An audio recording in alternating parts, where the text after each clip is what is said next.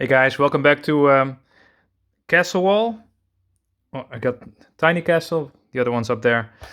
Because these mechs are big, very big. So I didn't have room to display Origins Castle Grayskull. Anyway, on with it.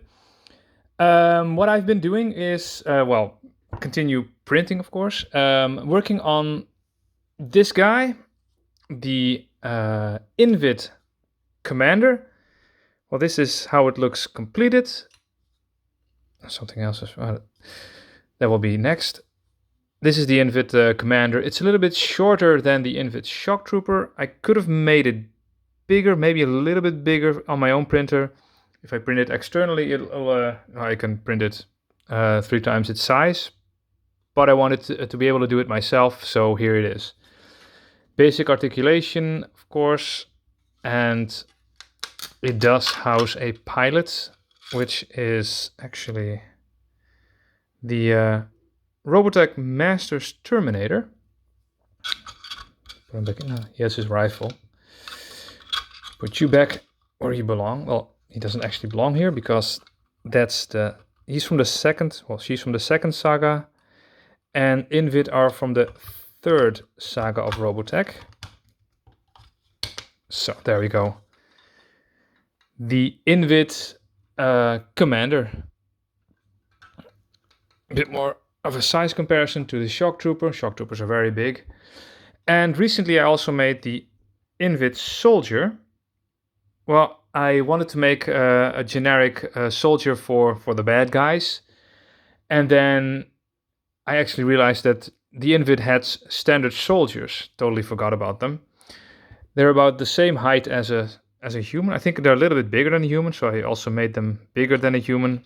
They look like a shock trooper in the same style, a bit more organic mecha looking, with a beam rifle or a pulse rifle. I don't exactly know what it is. They also come with a shield, but I haven't modeled that one yet. I will build that as well, so I can attach it to the back or to the other arm. But this is already made 2 of them. The third one is still in its support structure, so I need to assemble it. Yeah, I'm kind of happy the way it turned out. I modeled it after, I think, some comic sketches, just images off internet. Somebody else, other people also made 3D models of it, but I just made my version of it. This guy will not be able to fit in the mechs, or at least not the ones I make, because it's just a little bit too big, but they have to be too big because they have to be larger than the pilots. I also updated, this is the standard pilots. Well, this is actually a commander type. Ta-da! Okay, that's very loud. I made this one years ago. I think I based it off a real-time strategy figure I made. These are tiny ones, but the size to the knee, that's very small little figures. I upscaled them and remodeled them, but I wasn't really happy about the shoulders and the lower body, so I made an update. So here she is in green. She has stronger shoulders, and she has a bit more of a rear. Yes, still fit in the mechs. And here is the breacher that I have finally finished painting. This is a bit of a weird color scheme, because in 3D Studio Max, where I made this one in the first place, the program, when you add a new object, the program will automatically just choose a random color.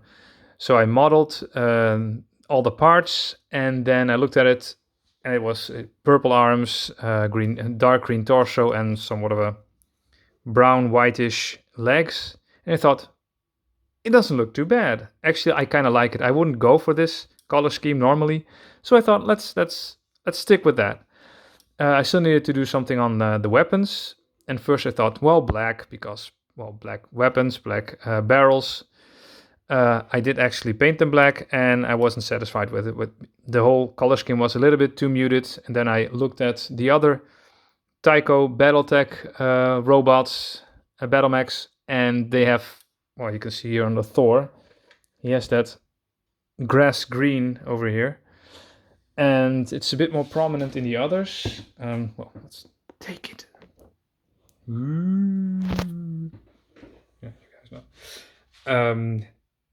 Yeah, the bright orange, some mechs have it, and the Hunchback has that green, but it's not really a standout color. So I thought, yeah, I'm gonna use that. Did I already? Yeah, I already did. So I thought it has to be some kind of loud color.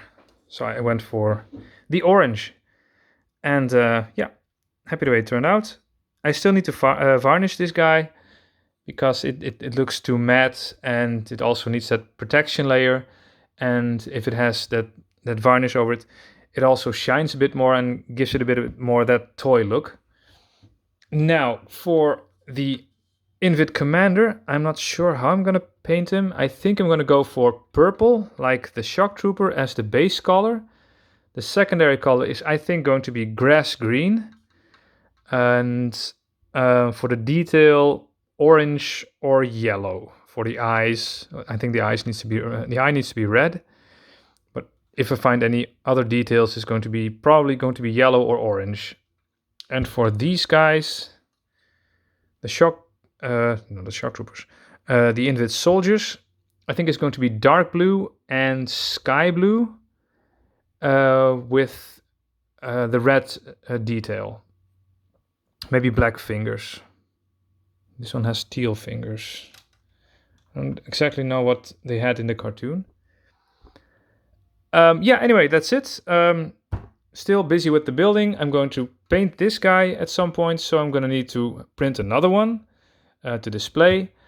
And I'm going to print a lot more of these little soldiers because they're easy to print. They're about 3 hours, easy to assemble.